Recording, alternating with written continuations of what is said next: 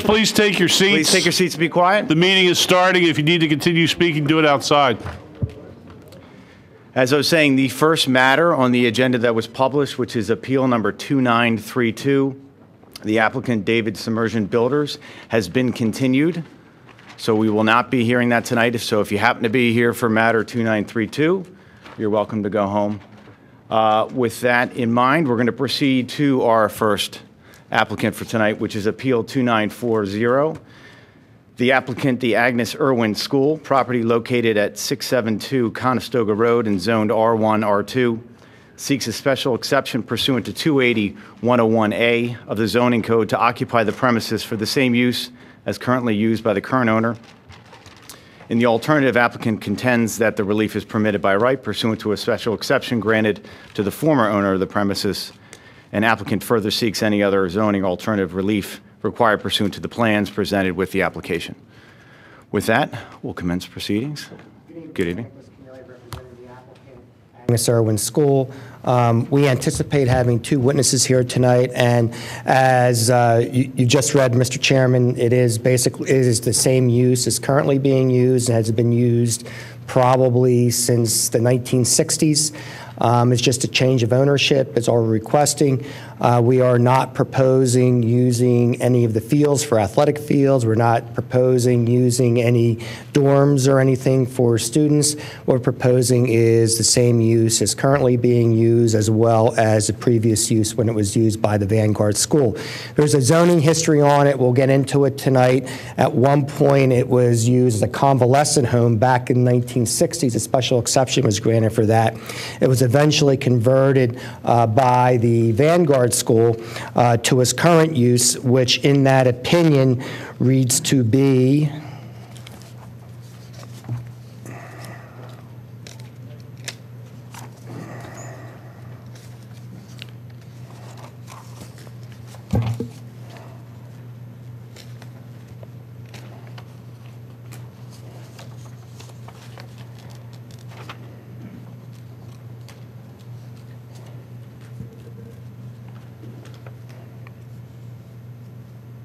for office, administrative, study, and research purposes. And then it was, so this was from a zoning decision back in 1969. Then it was sold to American Sunday School, which eventually became In Faith, and In Faith used it as administrative headquarters. So we have a special exception. We have a certificate of occupancy that's been marked as part of your packet. And as I mentioned previously, Agnes Irwin intends to use it for administrative offices. We're not talking about classrooms. We're not talking about athletic fields, not talking about dormitories. Basically the same use as it's been used since the 1960s. And there, I'll go through, but there's a picture of it. You may be familiar with it. Supposedly... Nick, can I ask you a question just to clarify something? In your letter, when you asked for the opinion from the zoning officer, you specifically said that the 4 bedrooms previously mentioned would be occupied by resident students. The apartment would be a residence for caretaker staff. That's all gone? The resident for the caretaker is still on. There's an apartment there that you'll see, and so the apartment for the caretaker will still be used, but will not be used for dormitories or for students. Or and that's used now for that? That's used now, yeah. Because that was not allowed in the current variance. There was the transcript, which I believe is attached, for that mentions that it was going to be used as a caretaker and has been used consistently as a caretaker residence since that period of time. And I believe, if I can find the exhibit for that,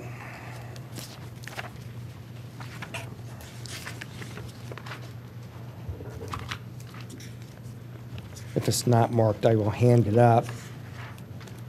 Nick, if it's the excerpt from the transcript, it's at the back of A5. It is, yep. It's the excerpt from the transcript. No, it's the transcript from January 30th, 1969. It's page 19, and it refers to the caretakers there. And the caretakers have been there forever. It's currently used as an apartment. You'll see photographs. It's a 2-bedroom apartment.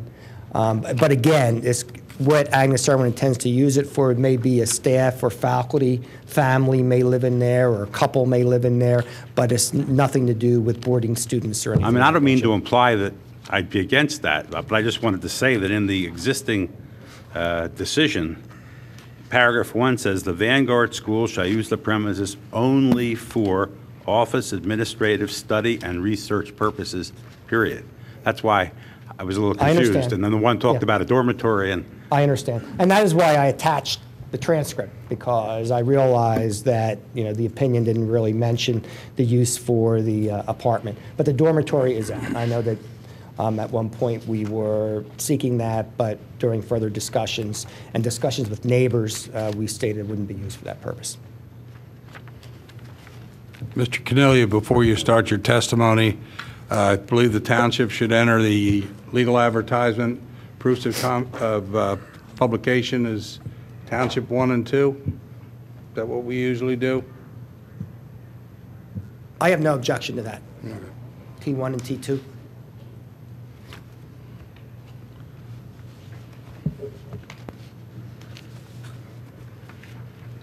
And I have two witnesses. I'll ask them to come up and be sworn in, Dr. Hill and Jerry.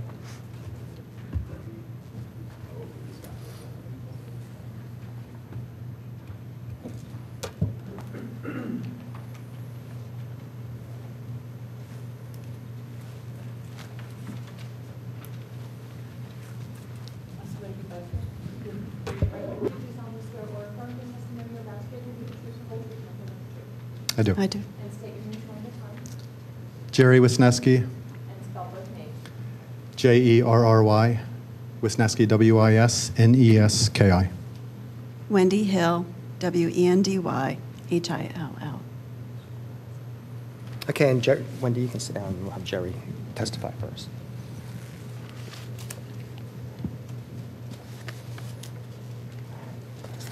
Jerry, what is your position with In Faith, the owner of the property? I'm chairman of the Board of Trustees. And how long have you been in that position? Approximately 6 years, And how long have you been a member of the board? approximately 18 years. What's the mission of In Faith? It's a religious nonprofit 501c3. And currently you have it under agreement of sale with the Agnes Irwin School, is that correct? Yes.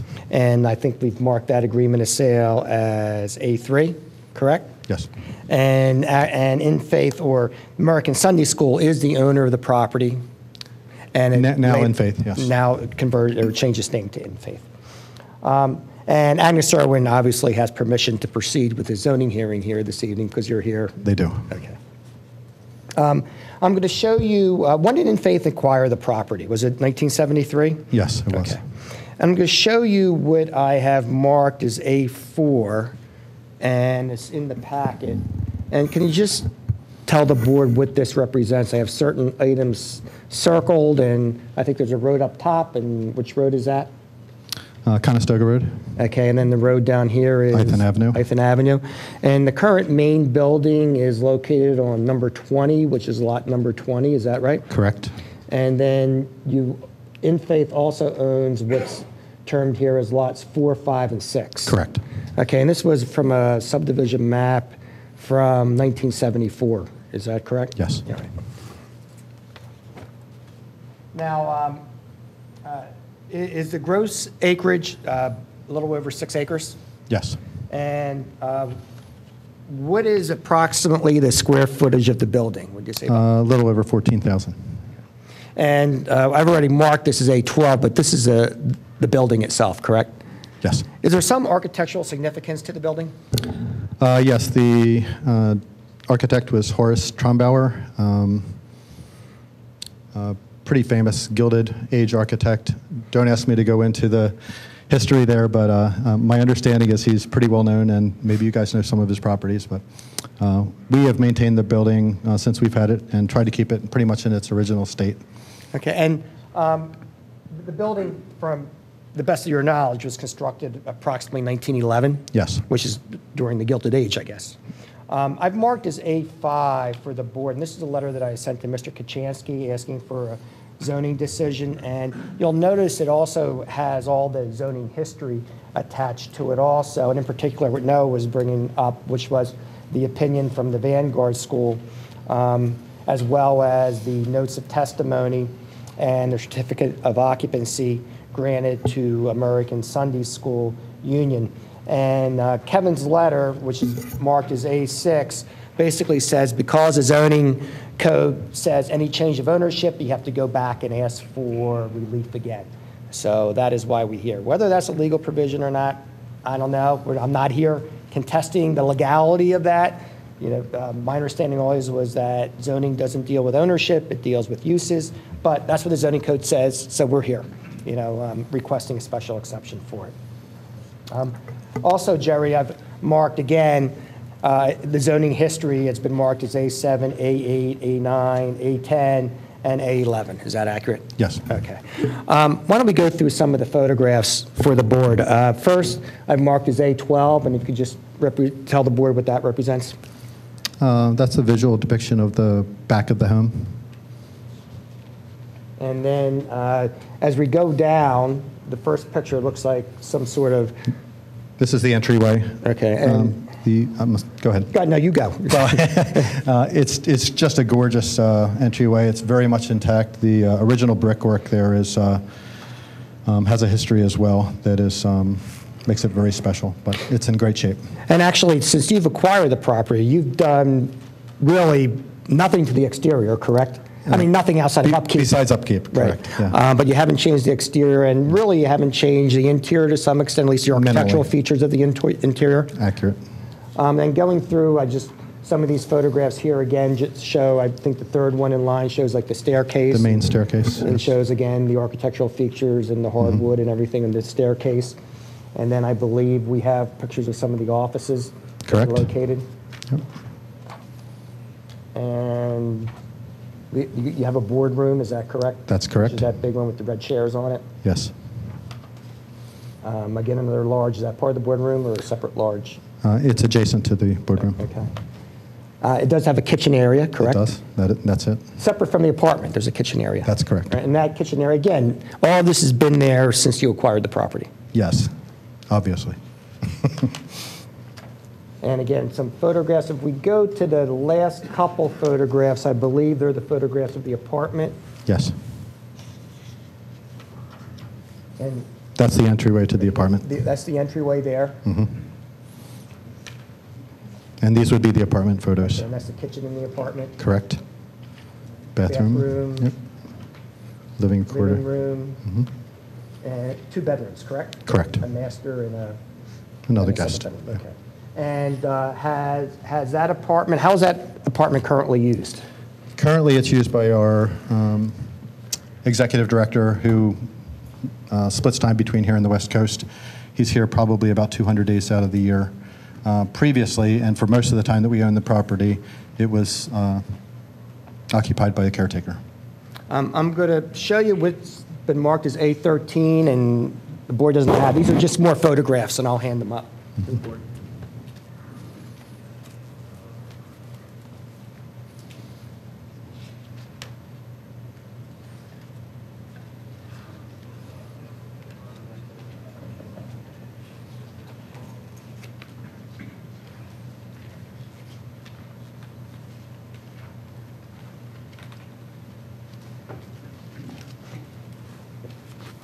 Now, I've marked as A13, and if you could just describe, again, we have a batch of photographs there, and if you could... Right. This is one of the entrances. There's 2 entrances off of Conestoga Road. This is one of the entrances that goes into the next page is the parking lot. There's parking for approximately 45 cars in the parking lot. This is the grounds. A view of the grounds, yeah, as is this. And the adjacent neighbors as well. Adjacent neighbors, correct. Thank you. And it looks like, views of the parking lot, adjacent neighbors. Right. And you haven't used the fields for any purposes outside, or the open area for Correct. anything but open area, grass, lawn. That's correct. Okay, landscape area. Yep. And again, these photographs basically are of the site, showing the adjacent neighbors, and showing the parking area. That's correct. There's a circle in front. The last picture is the circle in front. Okay. Now, how has In Faith used the property? We use it for our administrative offices, and we also use it for some training purposes. When new mission staff come on, they'll come in for orientation and for some training, and we also have used it for fundraising events. Have you used it any differently than Vanguard School and the relief granted to Vanguard School? No, it's been used primarily as administrative offices the entire time. And you were granted certificate of occupancy to use it as such Yes. as well.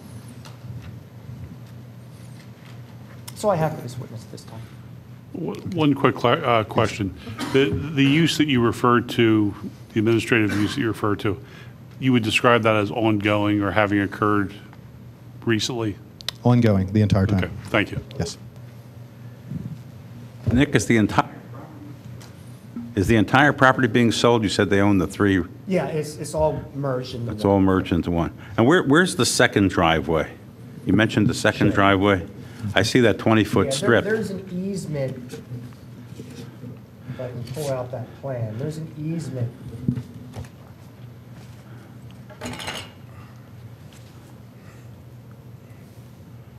Here's the first driveway, as you can tell, as you see coming Right. through. And there's an easement right here Oh, okay. for the second driveway. It's an easement that benefits both Lot 20 as well as the adjacent lots, 19, 2, 3, and that may be Lot that's 1 it. as well.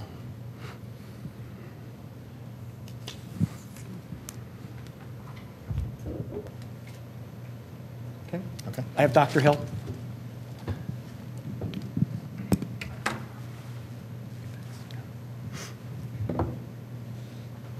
And Dr. Hill, you've already been sworn? Yes. Okay. And what is your position with the Agnes Irwin School?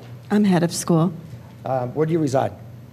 Do you reside in Radnor? I shouldn't ask you that. I just say what town. I don't want you to say the address. Rosemont, Okay. behind the school, Okay, fine. How long you've been head of school? since July 1st, 2014. And you're aware of the agreement of sale that the Agnes Irwin School has within Faith, correct? Yes. All right.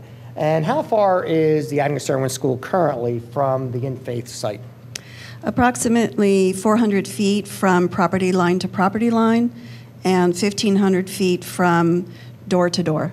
Okay, and I guess what you do is you would go to the light at Ithan and Conestoga, make a right, and it's up a couple properties on the left, correct? Correct.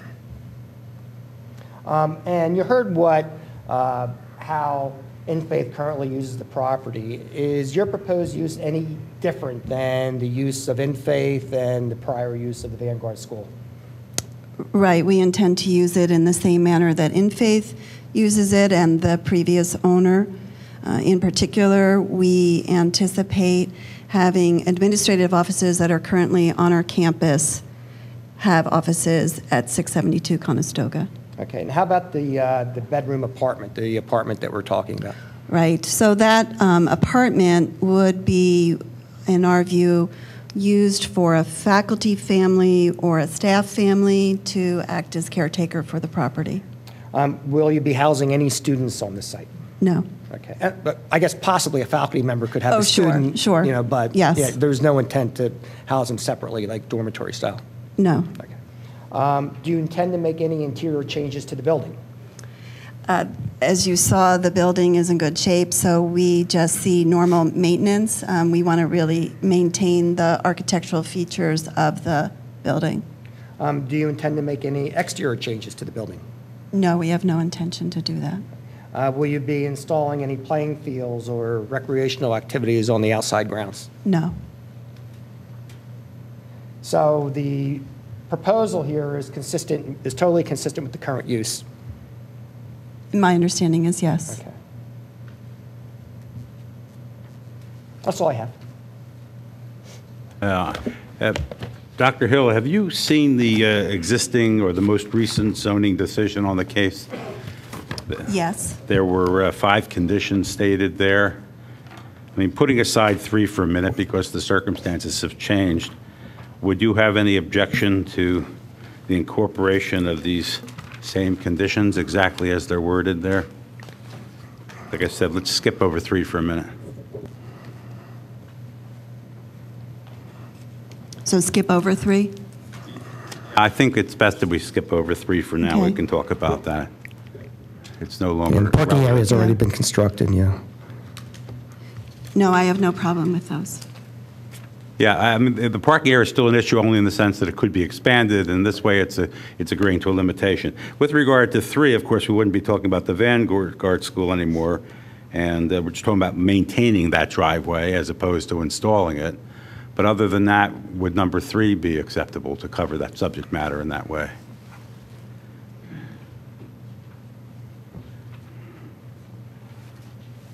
It's already installed. You're Correct. You're just going to maintain it. Yes. Because it talks about the other driveway only being for emergency use, and I think it's important that we maintain status quo across the board. Okay, so that's acceptable to you. Yes. I have no more questions. Do you have an estimate of how many staffers of the school will be utilizing this as their workplace? My recollection is that the zoning permitted up to 35. We don't see exceeding that number, so under that number. Do you anticipate use of the facilities by students? They wouldn't be in administrative offices, so no. There could be, for example, a special occasion event there where students might be part of it, but it wouldn't be for the students. So, for example, it was described that board meetings are held there. We anticipate using it in a similar way. Thank you. I'm sorry, do you anticipate traffic back and forth between the main campus and this property during the school day? Well, the anticipation is that the administrative offices that are being moved would reside in the 672 Conestoga, and so that they would be that they don't need to be at this school. There may be events that the individuals would want to get to school, so there may be some movement during the day.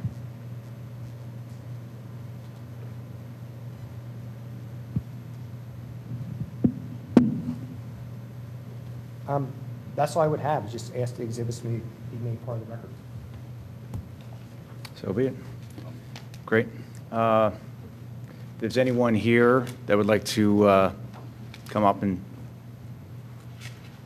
speak about this particular applicant and appeal, we'd be more than happy to hear you. Great. That any discussion, any questions, any thoughts? Well, no, it appears to me that the only change here is ownership. And I have the same problems as Nick has on that concept, but that looks like that's all we're dealing with here. Does someone have a motion? Yeah, because it seemed like you were making one. You're actually encouraging me to speak? Yes, I know. Well, that's dangerous. Can I register? I would say Nick might want to have someone else speak. No, I'm kidding. Mr. Chairman, I make a motion that we approve the special exception relief as requested, subject to the 5 conditions contained in the decision made by this board in matter 1076, appeal of Vanguard School, with the modification that condition 3 be reworded just to say that driveway and describe the driveway out to Conestoga Road that has been constructed will continue to be the main means of access and will be maintained as such, and limiting the other driveway, the one that's on the right-of-way, to be used occasionally for essential ingress and egress or for emergency purposes only. And other than that the wording be the same. Do we have to tweak number 1 since it doesn't specifically reference residential? Oh, actually, we need to take Vanguard School out there as well and Yeah. say Agnes Irwin School. I mean, with those kinds of changes to adapt it. Well, it doesn't say it now, and they use it for that purpose, and All right. But I don't know if that it's was the allowed. point you raised Yeah. earlier. I think we probably should. doesn't bother me. But you're saying it would be limited to faculty or staff, to basically employees. It wouldn't be rented. It would be limited to occupancy by faculty or staff of the school and possibly family members of them. That's fine with me to modify it that way. Yeah. Are you proposing this as a special exception? Yes. Ed, you got all that? under 101, 101A1. Second the Second. motion? Great, good second. Any discussion? Say, all in favor? Aye. Any against? Any abstentions? So carried. Thank you.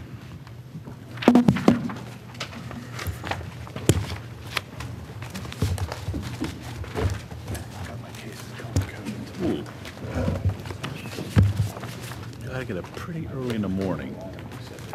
Keep up with you, man.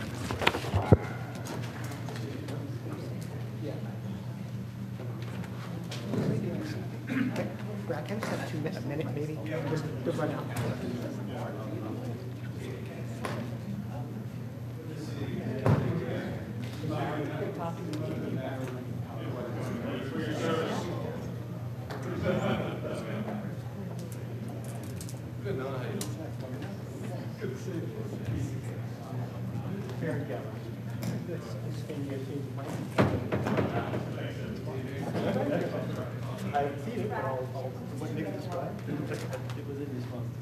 I guess we're going to take a short 5-minute recess to kind of switch everything around. Switch everything.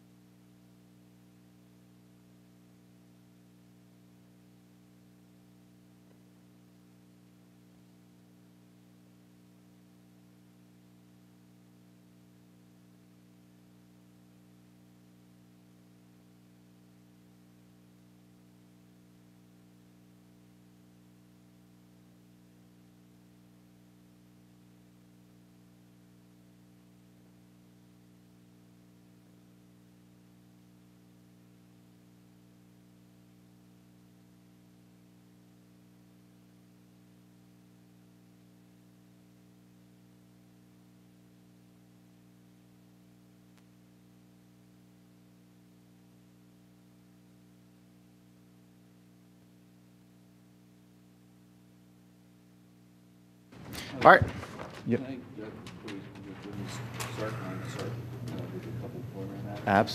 Absolutely, sir. Put your mic on.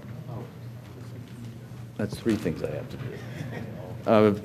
We have a planning commission recommendation on this, and I think that we want to enter that into the record as Exhibit T1.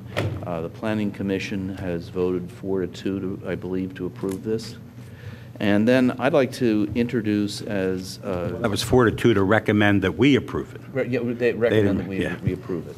I would, there was some variance relief that was granted and apparently not carried out, so there are irrelevancies. But to show that they came before the board and were properly considered, I'd label those T2, if that's all right. Yeah, I think I already, did I include them in there, John? Okay. I thought maybe I did, okay. No, I think they weren't relevant, so that's probably why. No, that's fine. I'm sorry, I normally include all of them, but I didn't realize I hadn't. Okay. John, do you want to pass down at least T2 for this file here? Yeah. I was going to label if someone else can do that. For the benefit of everyone that's listening, so we're now doing appeal 2941. It's the applicants Peter McKenna and Peter Flint, property located at turn that on. There we go. Sorry about that. Appeal number 2941. The applicants Peter McKenna and Peter Flint, property located at 125 Bloomingdale Avenue and Zone CO, seeks a special exception pursuant to 280-101A2 regarding expansions of a non-conforming use and 280-105F regarding parking in the front yard setback to convert the existing 3 apartments to 3 condominium units. In the alternative, applicant seeks a variance from Section 280-42. Applicant further seeks any other zoning or alternative relief required necessary for the conversion of the apartments to condominiums pursuant to the plans presented with the application. Thank you. Nicholas Cornelia, representing the applicant. I've handed up to the board Exhibit A8, and I'm going to hand up Exhibit A9 also. As the board's well aware, in order to proceed with a special exception, we have to establish the nonconformity. The nonconformity being that these were 3 residential units, 3 apartments, basically. And I have marked as A9 Mr. Kachansky's zoning opinion letter, as well as the information I provided to Mr. Kachansky regarding the use of these as apartments since at least the mid-1950s. Just a little bit of the history. This building was built, I believe, back in the prior to zoning. I believe maybe even a predated zoning. Up until approximately 1964, multiple use was permitted in the zoning district. And Mr. Kachansky did review that, did review the fact that 1 apartment was established in 1940. There was still the main residence on the first floor. 1 apartment was established in 1940, another apartment was established in the 1950s, and all of that predated the change in zoning of this to CO. Excuse me, you are referring to a letter from Mr. I'm going to hand it up. Oh, I have it right here. Oh, okay. I've marked it as A9. Okay.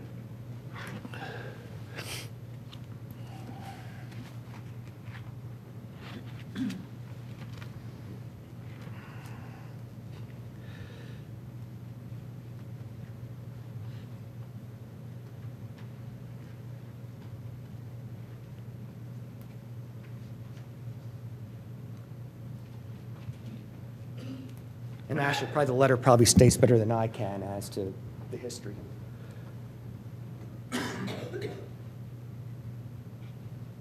I'll give you a chance to look at it.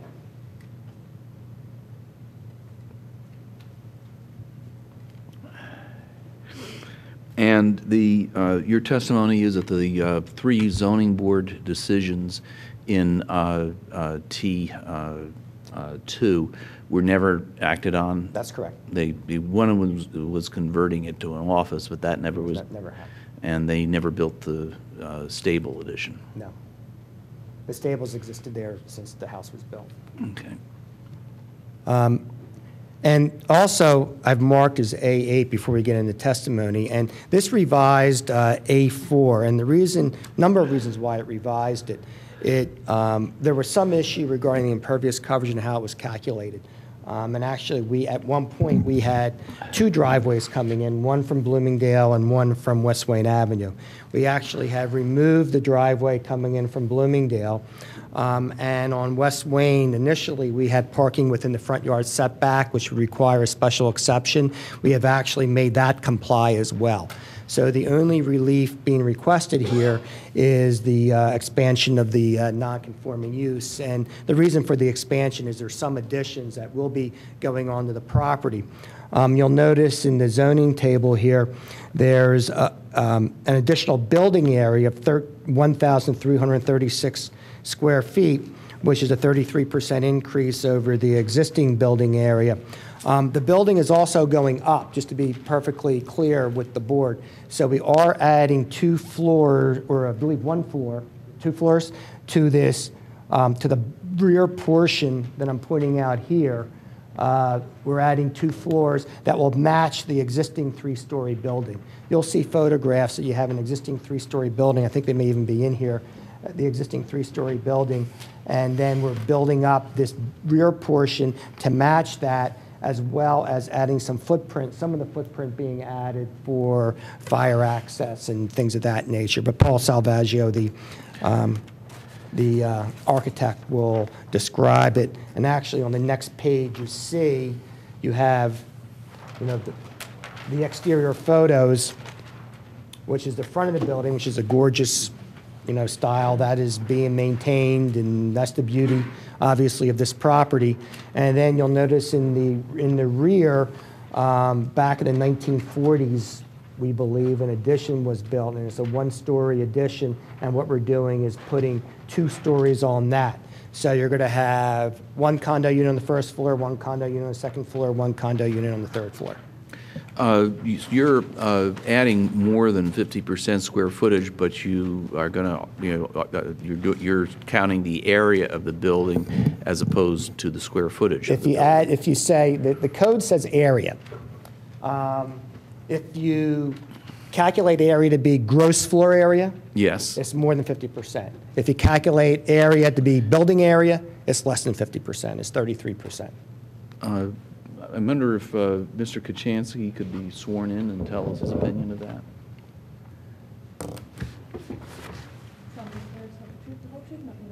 I do. And state your name for the record, please. Kevin Kachansky. Kevin, do you concur that the building area is the footprint of the building rather than square footage on each floor? Well, unfortunately, the ordinance doesn't provide us with any direction. This is the first opportunity that this implementation of this code section has come before us. And it's something that I became aware of a few hours ago. So we haven't really had a chance to look at it, review it. I haven't had a chance to look at it and discuss it with our solicitor either. Right now, it says area, so we're not sure how that ultimately is going to play out. I have prepared a memo too, John, on that issue. That I'll hand up to the board also. Okay.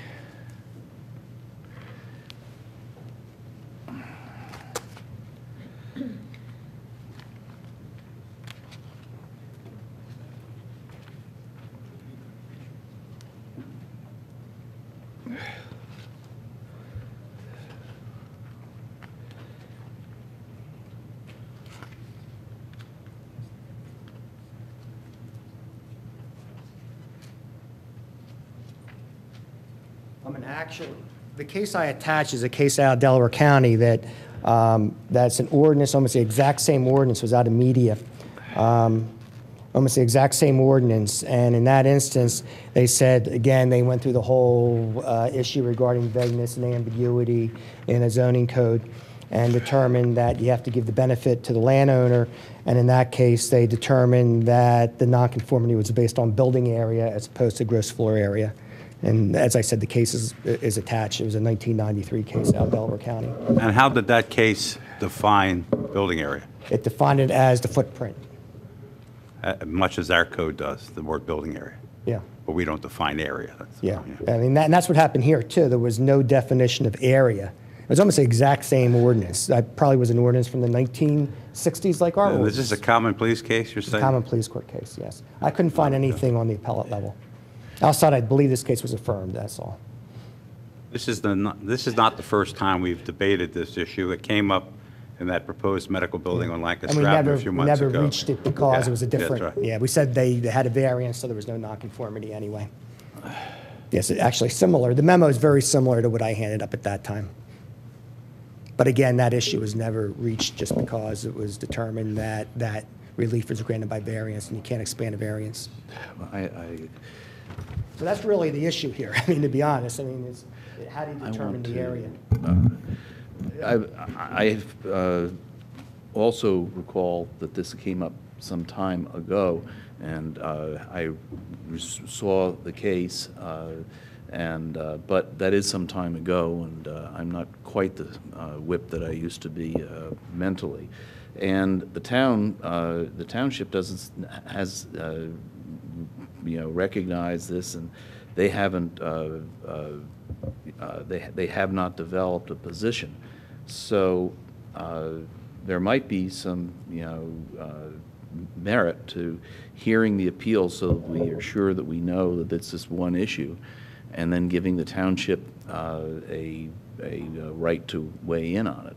My first impression, and I say it's a first impression because I'm just reading the stuff now and have also read the code, is that Mr. Kniglia is likely right. But I think that it may warrant more to do my own research, and also to give the township a chance to offer to opine on this. Yeah, and one thing, too, that makes this unique, actually, is, as I mentioned, we're not really expanding the footprint to exceed the 50%. We're going up, and the building, there is already an existing three-story building, so we're really just matching that existing building, which draws some differentiation on maybe future cases that you might hear on the same issue. I mean, I just can't, react in detail to the memo of law that, was produced tonight, and I would like to hear from the township what their position is. Now, the Township Planning Commission recommended approval, but, I don't know if this issue was vetted before them or not. In all honesty, it was not raised. I found out about this issue today, and I called Kevin.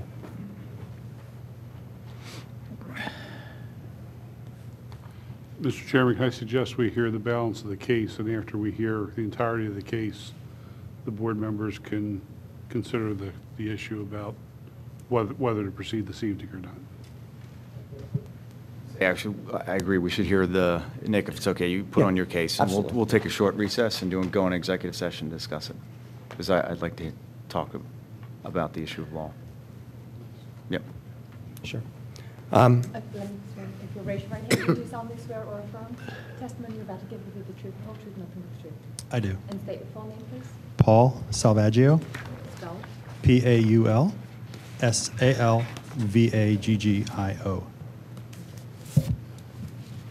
Paul, what is your profession? I'm an architect. You're a registered Pennsylvania architect? I am. And how long have you been an architect? I've been licensed since 1993. Okay. Where do you live? Do you live in I the live in township? Radnor Township. Okay. Going to draw your attention to 125 Bloomingdale Avenue, and you're the architect that's been hired for this project by the Yes. applicant.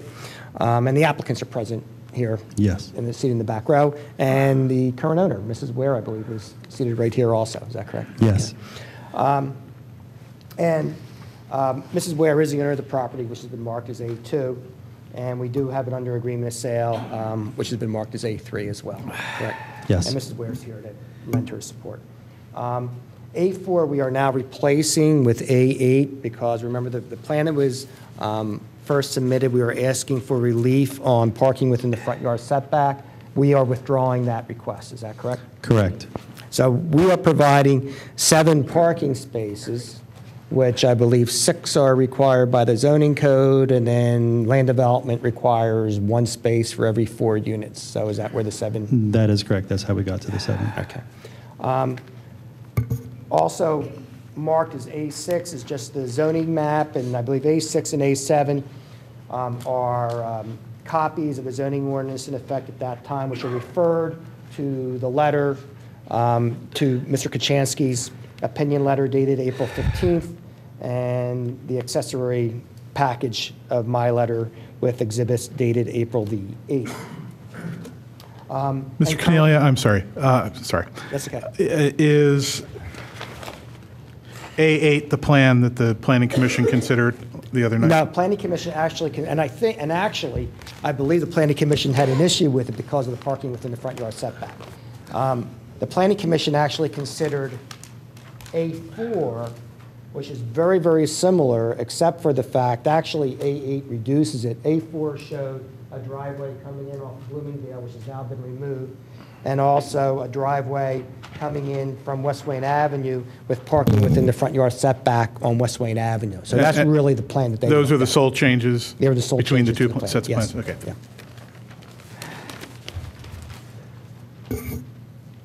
And then going back to the plan, Paul, currently there are 3 apartment units in this plan? Correct. Okay.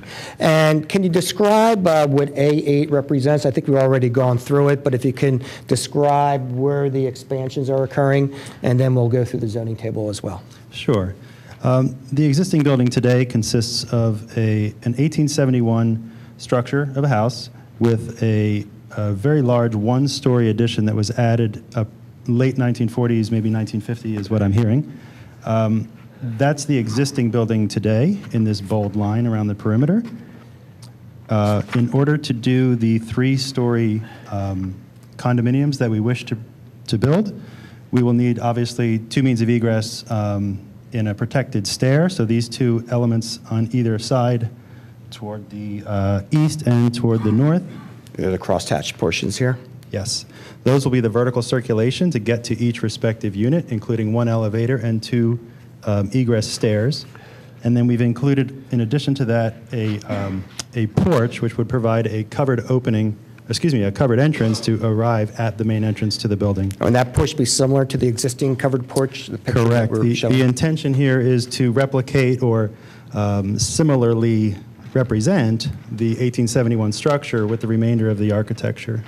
And there was one other smaller area behind this existing covered porch. I don't know if you referred to that one yet or not. That's just a little bit of additional footprint in order to accommodate the needs of the program of the floor plan inside. Okay, and then going to the former carriage house, I should say, you're proposing an expansion on that? Correct. The existing carriage house has a covered porch toward the south, and we're planning to expand it toward the west to create a 3rd car bay so that there would be parking, covered parking for each respective unit. So there'd be 3 spaces within the new garage. Okay, and you would have, in addition to the 3 spaces in the garage, looks like you have 2 spaces, I guess, to the west of it, and then 2 spaces to the south of it. Correct. And this plan totally complies with all dimensional, impervious coverage, building coverage, all zoning relief. Correct. So we're not, the only thing we're asking for is because it's a non-conforming use, and we're adding the non-conforming use, we're asking for relief on the non-conforming use. To Correct. expand the Excuse me, Nick, just one point. Can you confirm that the lumberman's building next to it Yes. is not zoned residentially? It's not a residential zone, is it? I'm almost positive it's not. I think that is that CO, Kevin? I know it's not. I'd have to Which is a- double there's check. a- It could be WBOD. No, I Let me don't double think, check. not on West Wayne, I don't I mean, think. if it's residential, there'd be a potential issue there involving a planted buffer requirement between. Yeah, it's not, because we checked that. We did actually, yeah. That's a Okay. 10-foot buffer required for parking next to a residential district, correct? And we checked that, the matter of fact, because Paul brought that up, and we pulled up the zoning map and saw that it was zoned commercial office. Yeah, Thank you. thanks. Why don't we just describe, too, what is around it? This property here on the corner of West Wayne and Bloomingdale. What do you- May I flip to page 3? Sure.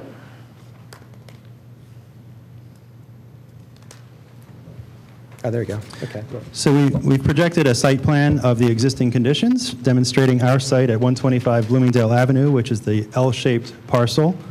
And then we've indicated some views throughout the neighborhood surrounding the building. At each tick mark, there's a line directing you toward the photograph. So as we start toward the northernmost end of Bloomingdale Avenue, you'll see mostly residential structures that are all of the same period of architecture, the Second Empire specifically, with the mansard roofs. When we get to the... And we're talking about across the street. I'm sorry, yes, across the street. Directly... And that is zoned R5. Yes. Correct, yeah. Yes. Directly adjacent to our parcel, on the same side of the street, is a building which was clearly began as a residential structure and then was expanded. I believe that this is currently office space today in the same zoning district that we are. The CO, right. There's Dr. Leidy. I know Dr. Leidy's dental office is in there. And then nestled within the corner of West Wayne Avenue and Bloomingdale Avenue is the photograph that is the fourth one down on the left-hand side of the page, a brick structure which is residential in nature being used as a office use. Psychologist's office, I believe, correct? Correct. Diagonally across the street of Bloomingdale and West Wayne Avenue is another similar example of the architecture of the neighborhood. And then to the south of West And actually, Wayne... that may be used partly as an office, too, I believe. Isn't art? Oh, I'm referring to... Oh, I'm sorry. Okay, you're going the other Yep. way. That's residential. I'm sorry. To the south of West Wayne Avenue from our site is a series of apartment buildings. Across West Wayne Avenue, correct? Correct. And then at the center of the bottom of the page is a photograph looking back at the corner property nestled within our L-shaped parcel, and then the back end of our parcel is the white building that you see in the distance. And then the last two photographs on the bottom of the page include looking toward the east on West Wayne Avenue, demonstrating other residential homes, and then the parking lot of our adjacent neighbor, Lumberman's Merchandising. And then actually, as you go further down, you pointed out the one building, which I had mentioned Dr. Leidy is in, then going further down, I believe they're all offices as well. Correct. Okay, it's a commercial office district. Correct. Mr. Chairman, a point of clarification. My zoning map is showing that the Lumberman property is WBOD, but I was just looking back and forth between the A4 exhibit and the A8, and it does look like there's some significant changes to the footprint. So if we could get that clarified. It was testified that it was the same and the only change was the driveway, but if we could take a look at the footprint. But wait, WBOD, isn't that an overlay? No, it's actually, it's a zoning district. It's not an overlay? No. Okay. What does WBOD stand for? It's called the Wayne Business Overlay District, but Yes. it's not an overlay. It's Okay. All right. Just wanted to make sure I wasn't in space fine. somewhere. All right, why don't you bring that up? Okay. Yeah. I believe what Kevin's referring to, I see where he's referring to, so. there and then If I right can below there, elaborate. Nick. Yeah. On the southern side of that building as well, there's an addition shown. Yes. Right. So in differentiating between Exhibit A4, correct, and A8, which is our current plan that you received tonight, when we did eliminate the drive off of Bloomingdale Avenue, we were forced to reconcile how do we arrive at the building from the parking area. And so without this drive, we no longer have a drop-off point for the entrance to the building. So in reconfiguring the new drive without Bloomingdale Avenue access, we needed to create a walk and a covered protected entry to the front door. So having given up the coverage that was Bloomingdale Avenue, we were able to allow the coverage for the front porch to create that arrival point from the parking area. And how about on the southern side of the building here, proposed new building footprint to 64? The 64 square foot piece that was added to the footprint was in order to accommodate the program of the floor plan, which we are not showing here, but we've been thinking through ideas about how the floor plan would lay out and just trying to provide a floor plan that was amenable to the likely buyers. Excuse me, has the area of this covered porch been included in your building area calculations? Yes, it has. And this zoning chart that we have on Exhibit A8 was in an effort to provide better clarification than the zoning information we had on Exhibit A4. We broke all that out more clearly between building and impervious coverage. Is that covered porch, does it have walls? No, it does not. Well, then it really isn't building area, is it? It's similar in nature to the existing front porch on the See, Nick, original what I'm house. saying? Yeah, it's not building. It's not defined as building under our code. It has to be, has to have enclosing walls and a roof. So we may get So credit for not maybe we including can- that. Yeah. So we could escape remove this that from issue. our, we could remove that from our building coverage. Yeah, it's but not our- building. Right. Technically, it's Then not really, the building only under our building code. area you're adding, and I think you actually have it down here, is the 308, the 118, and the 64, which would be 426 plus 64, 490? Plus the 402 that's being added right, to the okay. garage. So we would take out the 444, which is the current All right, covered porch. right. So just the covered porch is 444. So Does that get you under the 50% increase? I don't believe it would. Why is life never that easy? If I had that answer, Question about the programming and the anticipated use. Is it 3 units, first floor, second floor, third floor, or front and back? Or? it's each unit would be one floor, so Okay. it's 1, 2, And- 3 vertically. And currently, do you know as to the existing apartments, the configuration in terms of number of bedrooms per apartment? I do. I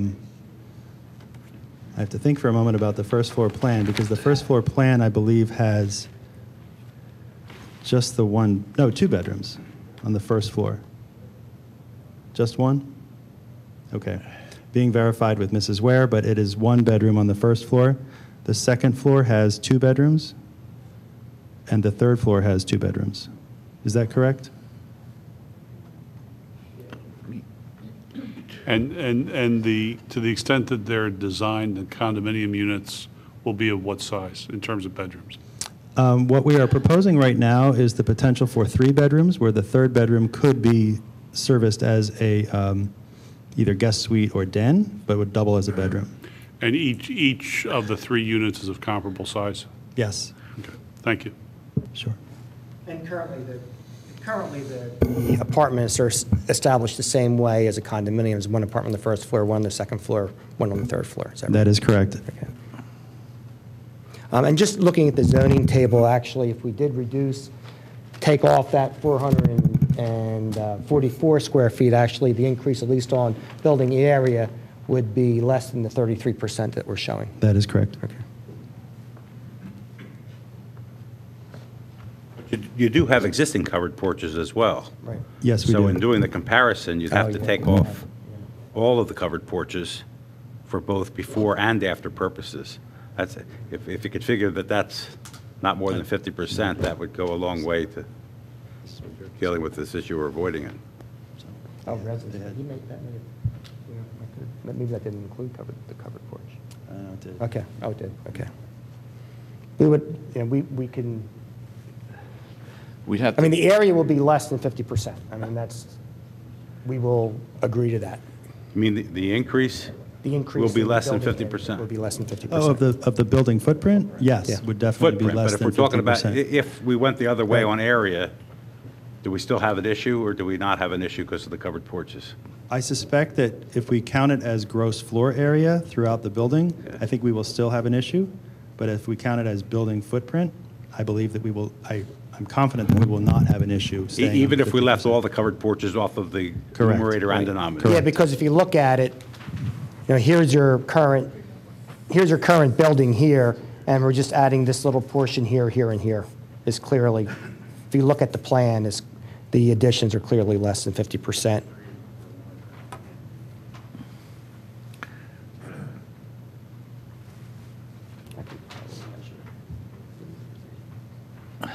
One, two, is done.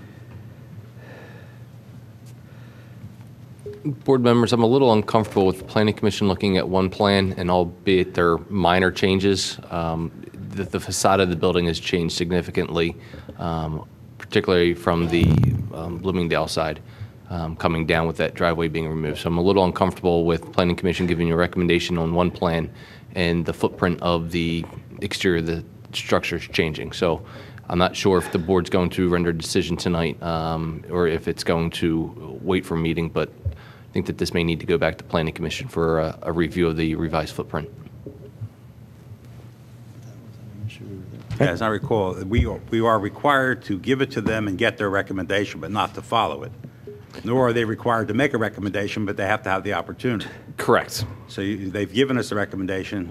They've given you a recommendation on Based Exhibit upon- A4. based upon- We're looking at a new exhibit, albeit they're minor changes, but, and I don't want to speak for the Planning Commission as to whether or not they would or would not have the same recommendation, but I think it's only fair that they be given the opportunity to comment on the exhibit as it's being presented to you tonight.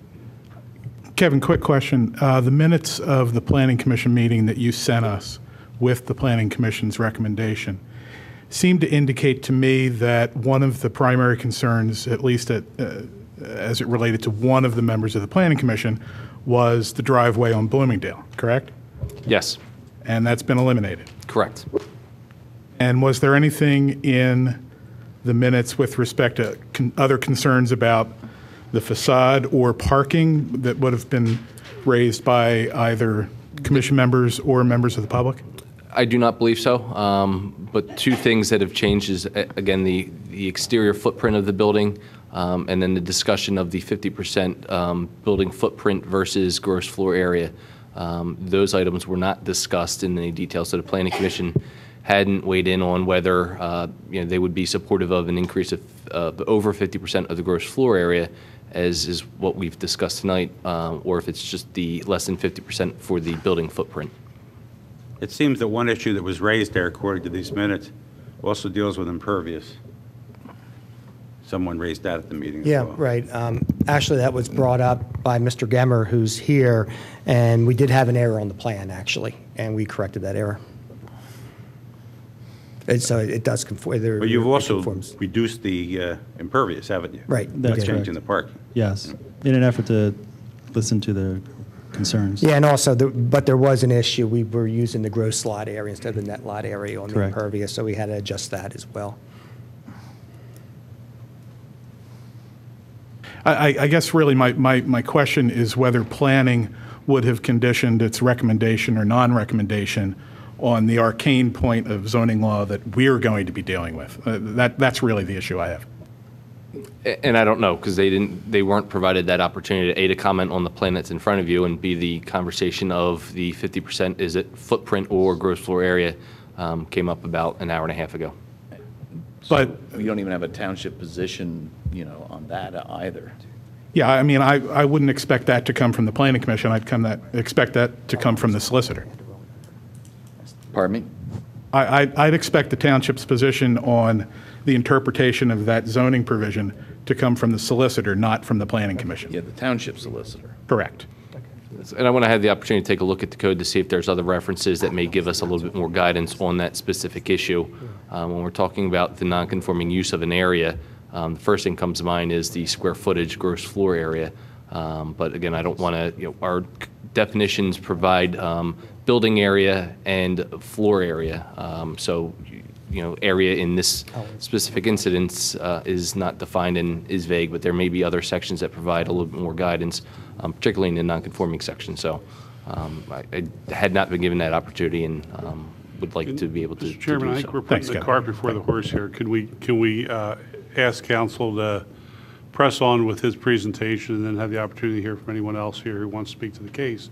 And then after we hear all that, we'll decide what, I absolutely what to do. concur. Sure. Paul, we just were doing some calculations here. If you take away the porch from the current building area number, what is the building area?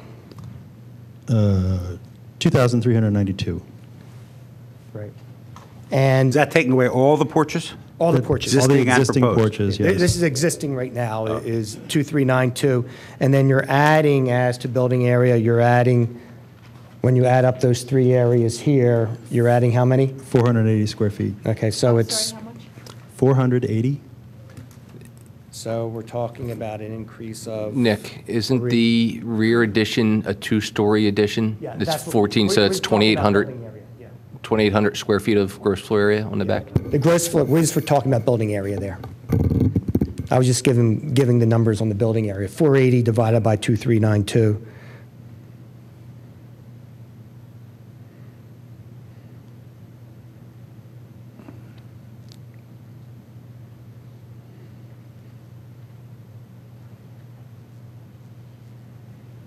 On building area, it's a 20% increase. That's on footprint.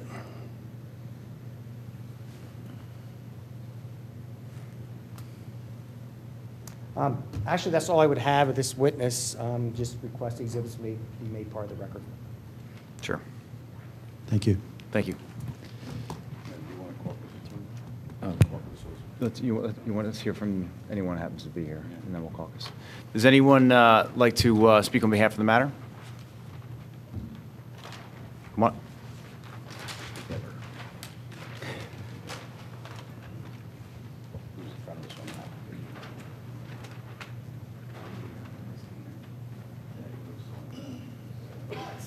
Swear him in, John. Uh-huh. Sir, if you raise your right hand, you do solemnly swear testimony you're about to give will be the truth, the whole truth, nothing but the truth. I do. And state your name for the record, please. Baron. Spell it. Baron, B-A-R-O-N, Gemmer, G-E-M-M-E-R. Thank you. Thank you. My wife and I own the property that's approximately over here on the corner of Bloomingdale and West Wayne. As Nick alluded to, I was at the Planning Commission and did notice the error in the calculation for the percent impervious coverage, which perhaps precipitated some of these changes. To the extent of the dimensional variances or special exception in the case of the front yard setback are no longer being asked for, I have no objection to that. From the 3 apartments to condos, from what I understand, I have no objection to that. I won't weigh in on the 50% matter because just like Kevin, I'm just finding out about that, although I'm not as concerned, but I would look at it. The one thing I will say with that, I believe with all the talk about the porches, and I'm not sure if Kevin heard that, the porches being accessory or structures attached to the principal building, I believe the definition of building area would include them. Now, I don't know if it's going to make a difference or not in terms of that, but that would be my comment. But based upon the lack of dimensional variances being asked for, I have no objection to what's going on. Thank you very much.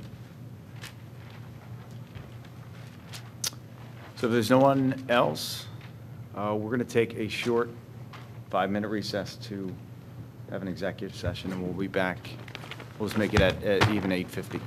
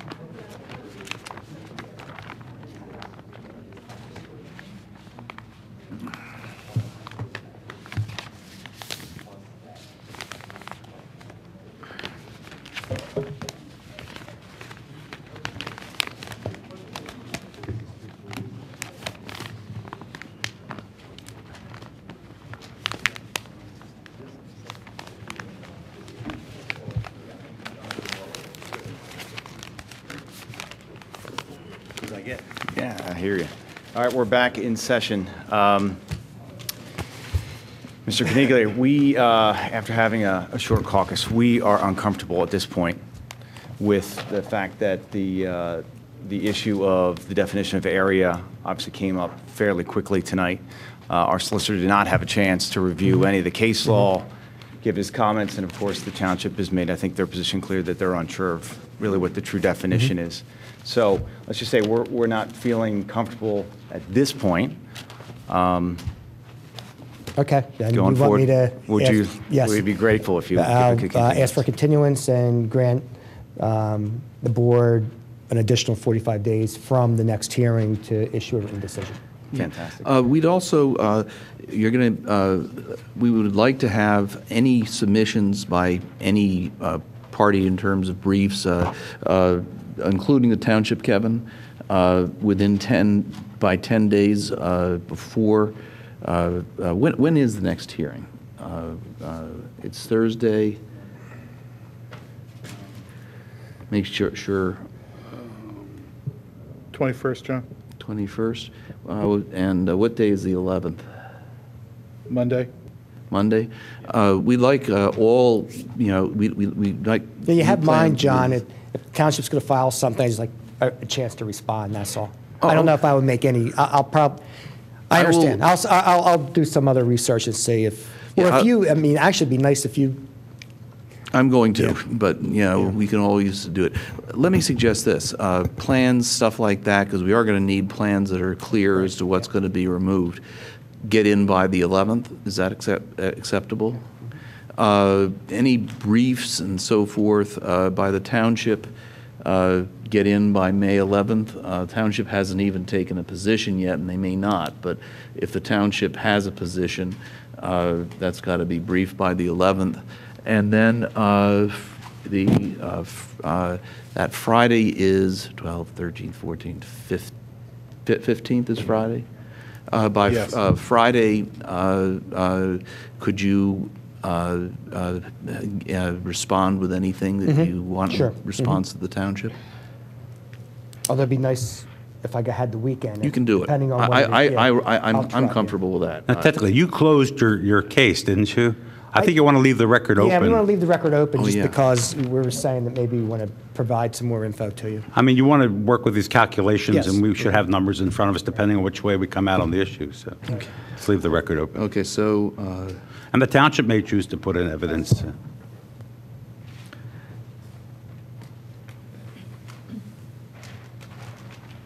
Thank you. Thanks, Nick.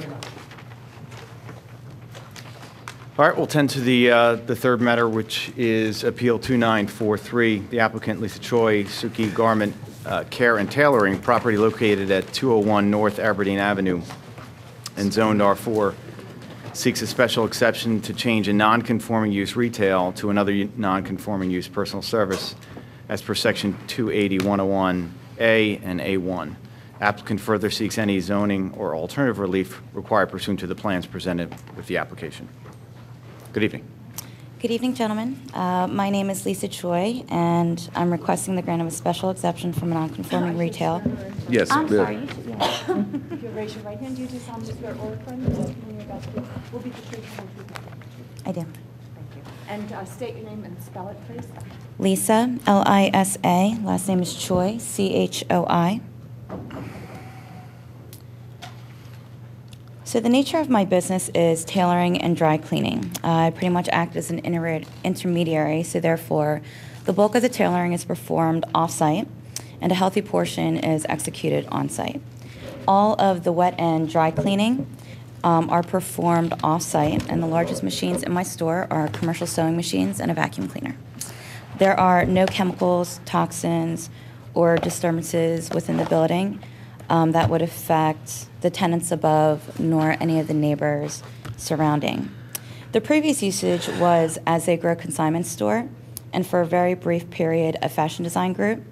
My usage asked for less parking as they grow had, where my guests would probably stay from 5 to 10 minutes and at most 3 visitors at a time, and there are 4 parking spots available. I have offered a 20-year lease, 10-year lease with a 10-year option. I do really love what I do, and I do believe that this is the perfect neighborhood spot for my neighborhood business, and I do hope you guys grant me the permission to fulfill something I love. I have a question about how the property is divided up. You gave us information about a prior zoning decision involving conversion of first floor unit 203N from commercial to a residential use. How is this property designated? Is that still used for residential, or was it ever used for residential? It is, You must use the microphone. This is the front of the building. And as you see up here, there are apartments above. Right. As well as a third apartment above. And this right here was what they converted, I believe, from commercial to residential. And that was really the only thing we could find. Is that part of what you're leasing? No, I'm just right here. Oh, okay, so we're not talking about it, okay. We just found all the information we could on the building, and we just added it in.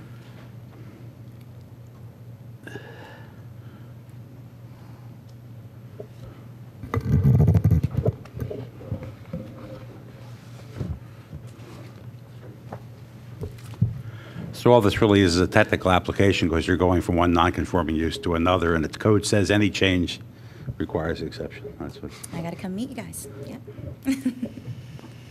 Any further questions? No? Would you like to move your application exhibits into the record? Yes. Yes. I'm a very small business owner. Great. This is such Greek to me, but I do love the clues. Sometimes it's Greek to us, too. Yeah. Any motions? Oh, we. Any comments? I'm sorry. Thank you very much. Is there anyone here that would like to speak on this matter? Great. Now, would anyone like to entertain a motion? Lights on? Your light's on. I'll make a motion to accept the request for the special exception for non-conforming use. Your second? Second. Any discussion? All in favor? Aye. Any against? Any abstentions? Fantastic. You Thank guys you very are much. awesome. Congratulations. Thank you very much.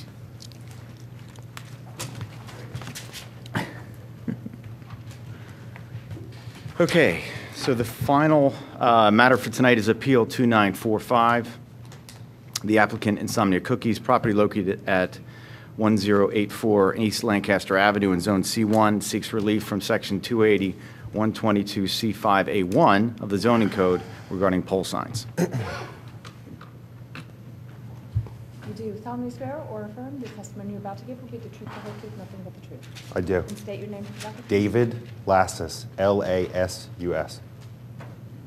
Mr. Lass, it's a technical matter before we go on. Yes. Seems like a small thing, but it's actually very important jurisdictionally.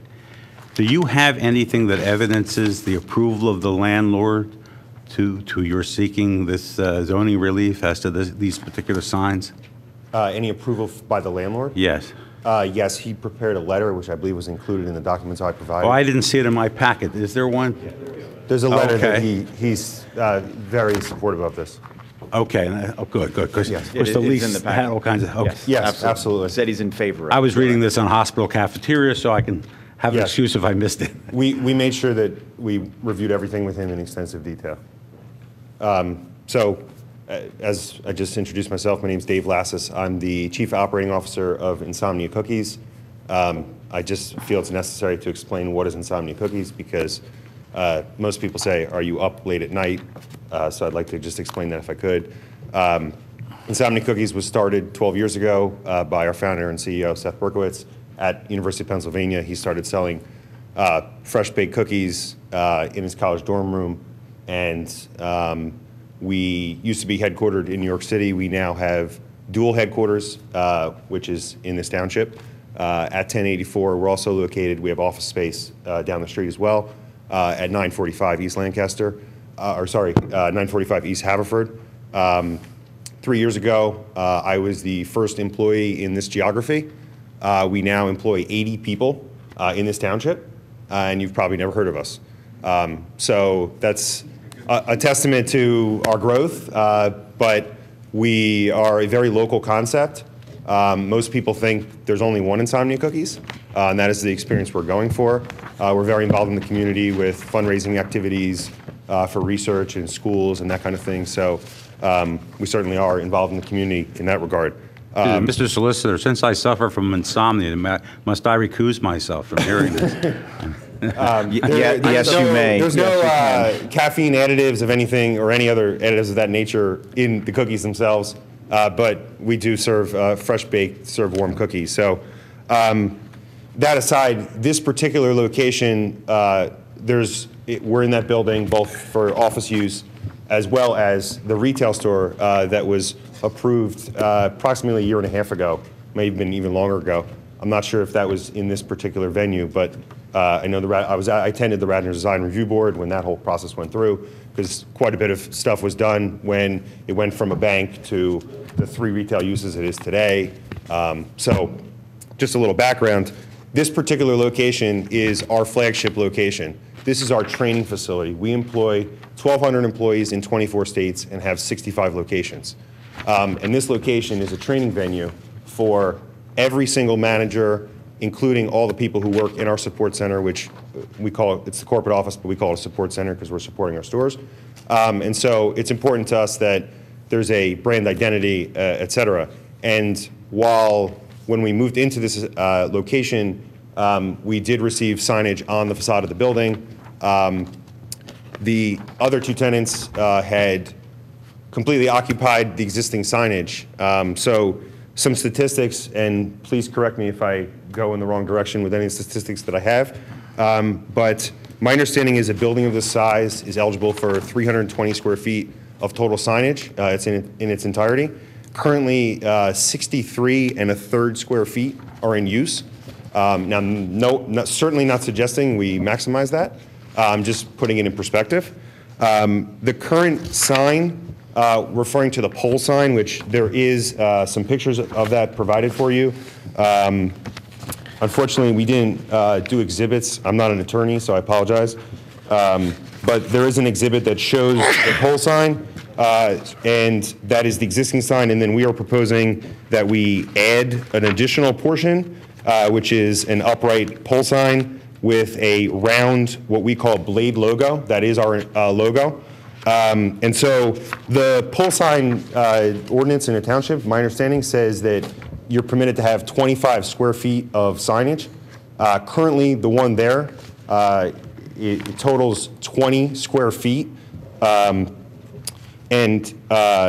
So the sign we have proposed was 42 inches by 42 inches. You guys measure a sign as a square or rectangle and not a circular item. So if you subtract the perimeter, if you want to get really technical, it is a less square footage, but I suppose we're going to be talking about We're not using pi r square? Yeah, it's the formula suspended in Radnor Township? The difference is 12 1/4 versus 9 1/2 square feet. So just a little more background there.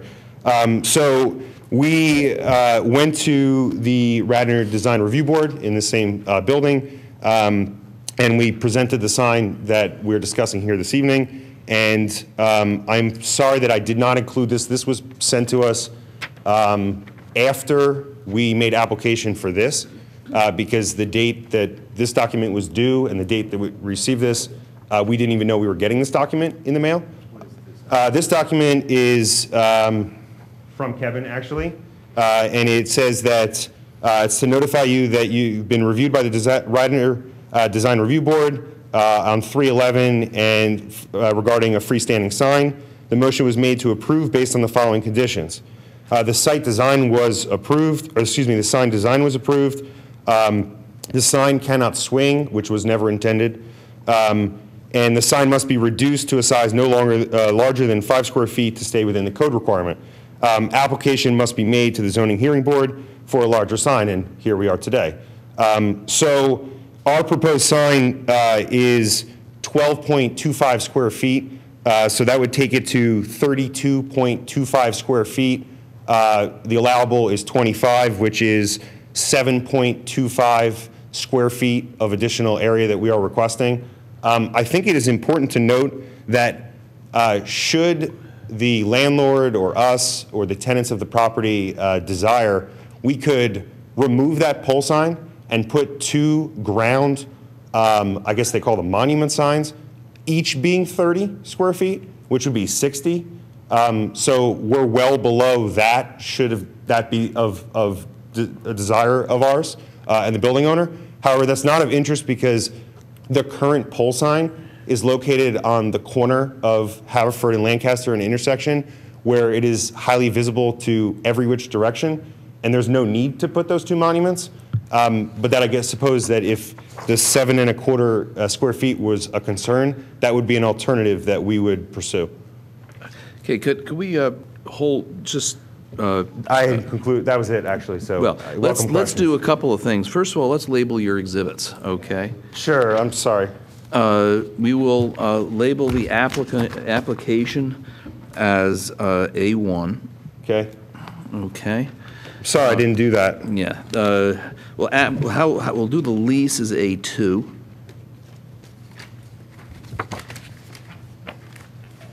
Okay, you have the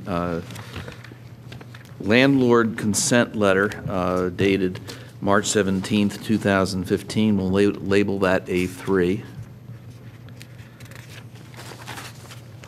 You have a plan, which I thought there was another plan that was... There are several plans that were included. One is the proposed sign. One is the previous sign that had been approved. Okay.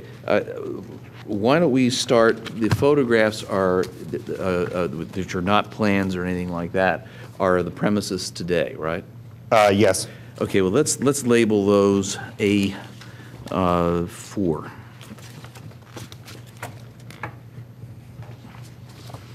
Okay.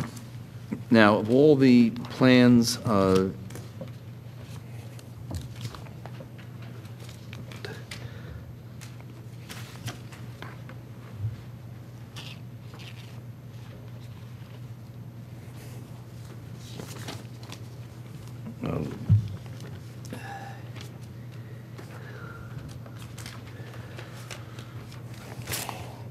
what is a different, oh, you have sign.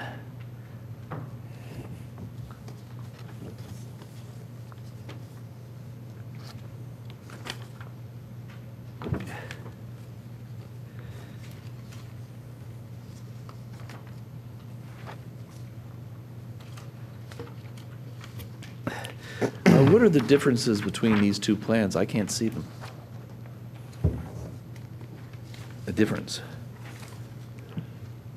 There is none. I gave you 2 copies. I apologize. Okay. Okay. Well, that'll be A6, I believe. I think we're up to A5, actually. Oh, A5? Yes. Okay. Well, make these A5. Okay.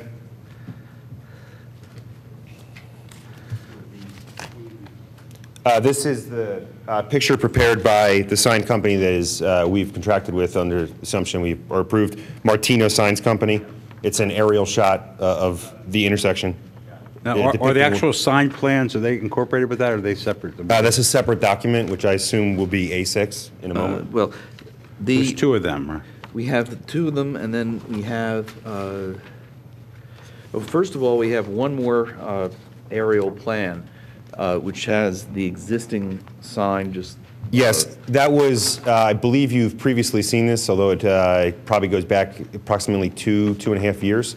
Yeah. This was the proposed when Bank of America departed and relocated down the street, and Papa John's, which is no longer there, is now Pizza Hut, and Subway were put in. And this is what was put before you, I believe, by the architect at the time. I wasn't present. Let's make that A6, okay? Okay. I've learned a valuable lesson in exhibiting. But it's just there's so many pieces of paper, and then Yes. we give you a decision. You asked us to be thorough, so we were. Well, the old Bank of America plan, is that just there to show the detail on the foundation and things like that? Yes, it is. Yes, we just wanted to show. We did not want to structurally. It was not sound to attach to the existing structure, so it is a separate sign with its own footing, et cetera. Now, the Bank of America. This is the Bank of America sign. This is yes. This was the approval that was done Many years ago, Bank of America essentially just changed out the facade of it. It dates back to, I think it was People's Savings Bank in the 50s or 60s. And this does not exist? Sorry? It was Crusader. That is correct. Tom Knox's Yes. bank, yeah. Yes. This is, this thing, which is going to be, This would be A7. Bank of America would be A7. Bank of America would be A7. And does this sign exist now? It does not. Sign does not exist. It was replaced with two faceplates of equal size, one that says Pizza Hut and one that says Subway. Okay, so this is a different sign from your sign?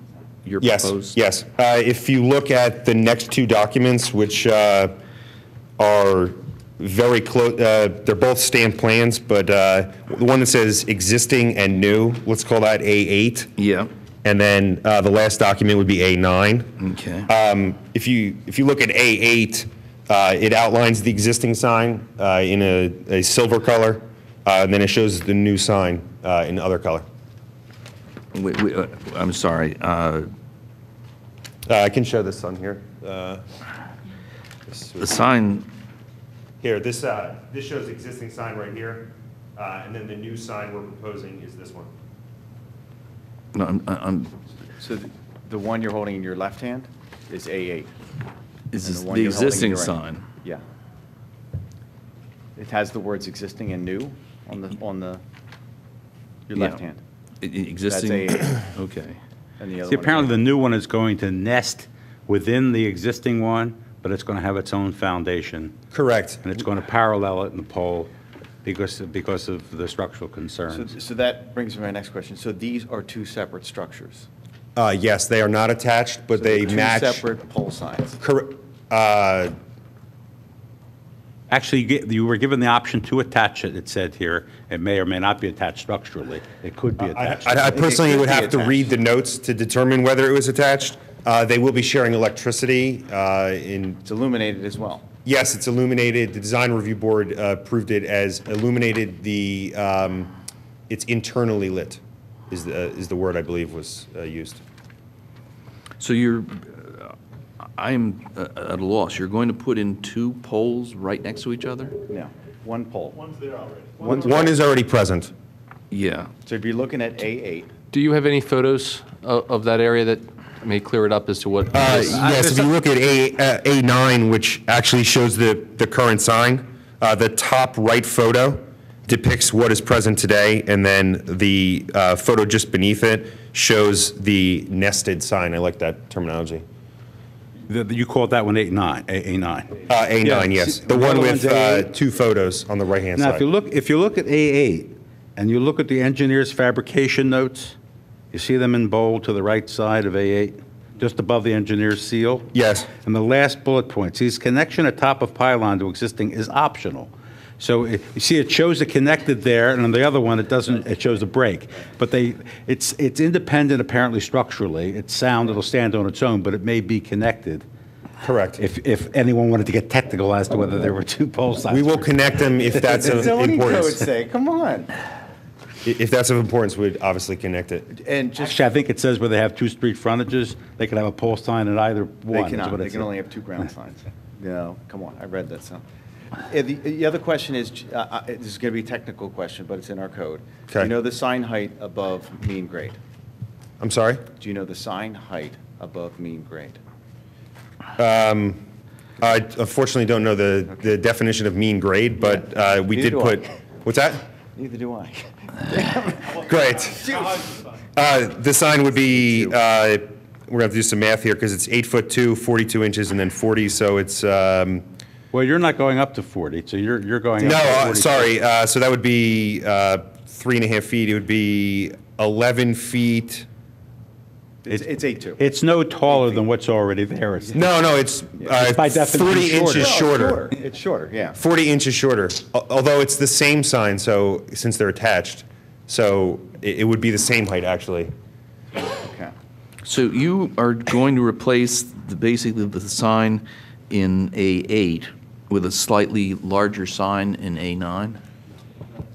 There's no replacement of the existing sign. This is an addition to the existing sign.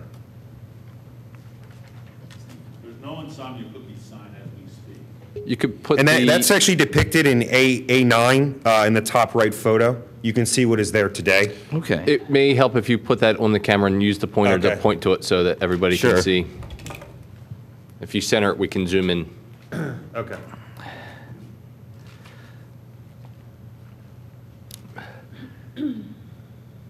So this is the existing sign it is today. There is an upright pole, and then there is the portion up top where it's Subway and Pizza Hut. That is what exists today if you were to drive down the street.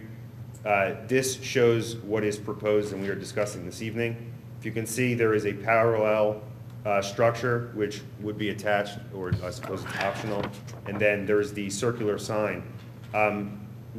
This is the, essentially Photoshop has assisted us in depicting this.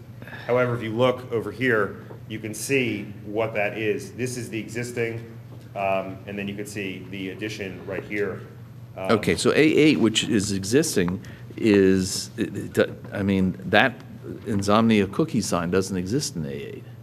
It does not. If you notice, it says existing, referring to this gray area. Yeah. And then it says. Oh, I see, and then the new referring to is, I see it, I see it, I okay. think that was the portion that caused confusion earlier. Yes, it did.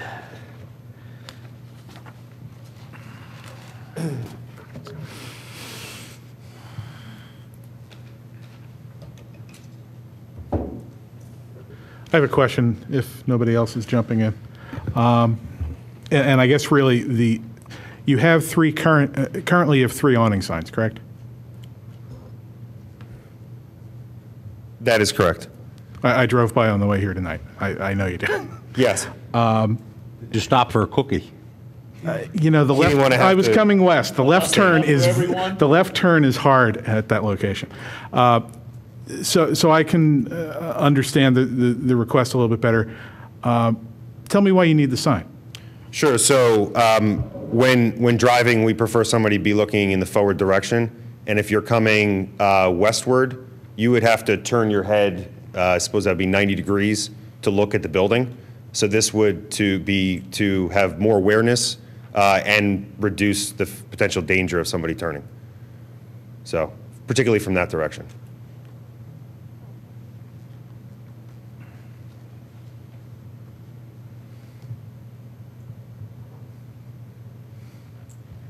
Anything else? All right, well, in that case, would you like to move to put your exhibits into the record? Yes, I would, and I don't know if we want to add A10, which is the document that was sent to us afterwards. It's up to you. Sure. If you'd like to put it in the record? However, I didn't make copies, which is careless, but you sent it to us, at least the township did. I think we could probably get another We copy. have copies of that in the file. It's, you know, You we are send the a copy author, out, so right. it, Yeah. we can You add can make one. that A10 though, I suppose. I can get you a copy after if you want to give that to the solicitor. Why don't you give that to that guy right there Okay. in the time? Okay, so what's the drill on this? That's our approval letter from the Design Review Board. Yeah, So they, Your A10. Who's going to get him a copy, and am I to take, I'll take this to the office and mail him the I can original? take that right after the meeting, make a copy, give him his original, and give you, and That would be a then very- populate the township files. Great. With that, is there anyone here that would like to speak on behalf of this matter? Anyone? Okay. With that, They're all All eating right. cookies. let's hope they are. I hope so. Does any further questions? I'll take a motion. I move that relief be granted to the applicant to install the additional sign consistent with the plans presented in the exhibits. Is there a second? Second. All in favor? Aye. Aye. Against? Abstentions? So moved. Okay, Thank you very much. Thank you. We're adjourned. We will see you, what is it, May 21st?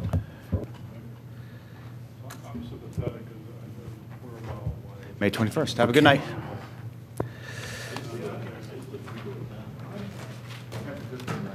I'm doubly because my office, I'm in Liberty Place. 16th Street, yes. Location on 16th Street between Yes. And I do find myself stopping in. Wonderful. We appreciate it. Thank you. Like Simon.